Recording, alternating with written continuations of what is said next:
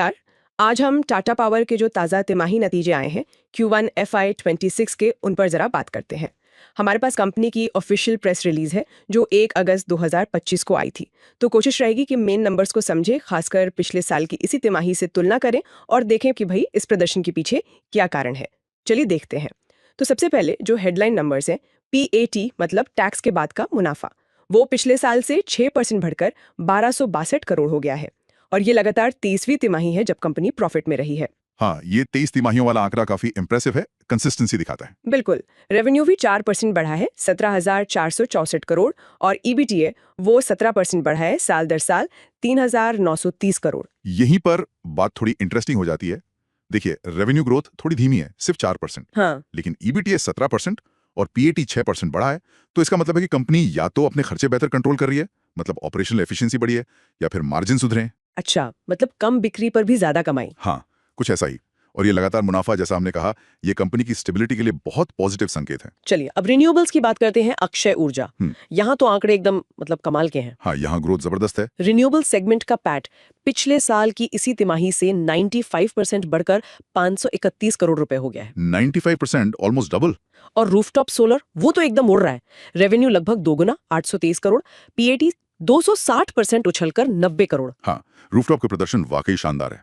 और इस तिमाही में रिकॉर्ड 45,500 से ज्यादा नए इंस्टॉलेशन हुए हैं। बाप रे। ये जो 95% पैट ग्रोथ है रिन्यूएबल्स में, ये सिर्फ एक आंकड़ा नहीं है।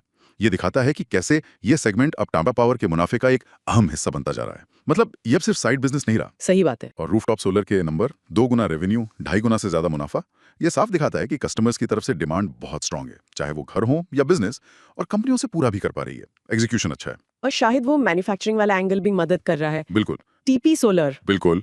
टीपी सोलर का 100 करोड़ का पीएटी इसी तिमाही में, और उनका मॉड्यूल और सेल उत्पादन, ये वर्टिकल इंटीग्रेशन का फायदा दिखाता है। मतलब अपनी सप्लाई चेन पर कंट्रोल। ये तो बहुत बढ़िया है। लेकिन एक सवाल मन में आता है, क्या रिन्यूएबल्स में ये तेज रफ्तार, ये 95% ग्रोथ आगे भी बनी रह सकती है? बेस तो बड़ा हो रहा है अब। ये वैलिड पॉइंट है। देखिए, हर तिमाही 95% ग्रोथ शायद ना हो, वो सस्टेनेबल नहीं होता।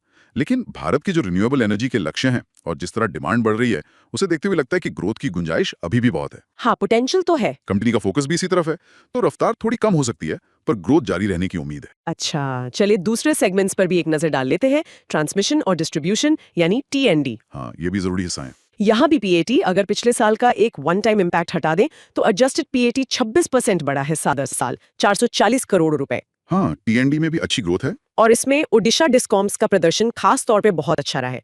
PAT 156% बढ़कर 105 करोड़ रुपए हुआ। बिल्कुल, उड़ीसा की कहानी महत्वपूर्ण है। ये दिखाती है कि जो सरकारी बिजली कंपनियां घाटे में थीं, उन्हें भी एफिशिएंटली चलाया जा सकता है। ये दूसरे राज्यों के लिए भी एक मॉडल बन सकता है। अच्छा। और इसी से जुड़ी खबर है कि कंपनी ने महाराष्ट्र में अपना लाइसेंस बढ़ाने के लिए अप्लाई किया है। ये उनके 2030 तक 4 करोड़ ग्राहकों तक पहुंचने के लक्ष्य का हिस्सा है। ओके, तो मतलब डिस्ट्रीब्यूशन में और एक्सपेंशन का प्लान है। हाँ, रेगुलेटेड बिजनेस में वो अपनी पकड़ मजबूत करना चाहते हैं। और हाँ, एक और बात, उन्होंने इस तिमाही में 30 लाख स्मार्ट मीटर लगाने का आंकड़ा भी पार किया है। ओह, स्मार्ट मीटर्स। हाँ, ये आजकल काफी चर्चा में है। हाँ, इससे नेटवर्क मॉडर्न होता है और कंज्यूमर को भी फायदा होता है। और कंपनी की कुछ बड़ी लॉन्ग टर्म योजनाओं के बारे में भी बात हुई है प्रेस रिलीज में। हाँ, बिल्कुल। उनकी योजना है कि कुल उत्पादन क्षमता, जिसमें अंडर कंस्ट्रक्शन प्रोजेक्ट्स भी शामिल हैं, उसे 26 गीगावाट से ज्यादा किया जाए। 26 गीगावाट। और इसमें 65% से ज्यादा क्लीन एनर्जी होगी। वाह। इसी में महाराष्ट्र में 1000 मेगावाट के पम्प्ड हाइड्रो स्टोरेज प्लांट पर काम शुरू करना भी शामिल है। और भूटान के साथ जो सीमा पार बिजली बेचने की बात है, सूचो हाइड्रो प्रोजेक्ट से, वो भी शुरू हो गया है। अच्छा, क्रॉस बॉर्डर ट्रेड भी। जी, ये सब उनके 2045 तक नेट जीरो एमिशन के बड़े लक्ष्य का हिस्सा हैं। तो अगर संक्षेप में कहें तो Q1 का प्रदर्शन काफी मजबूत रहा है। रिन्यूएबल्स एक बड़ा ग्रोथ ड्राइवर बनकर उभरा है, खासकर रूफटॉप और मैन्युफैक्चरिंग। TND भी स्टेबल ग्रोथ दिखा रहा है और लगातार मुनाफा बना हुआ है। एकदम सही समरी है। और श्रोताओं के लिए एक सोचने वाली बात छोड़ जाते हैं हाँ, जरूर। कि देखिए, रिन्यूएबल्स और डिस्ट्रीब्यूशन पर इतना जोर है, जो अच्छी बात है। लेकिन टाटा पावर के पास अभी भी कोयला आधारित पावर प्लांट्स हैं, ट्रांसमिशन का बड़ा नेटवर्क है। तो इन सब अलग अलग बिजनेस में निवेश को वो कैसे बैलेंस करेंगे?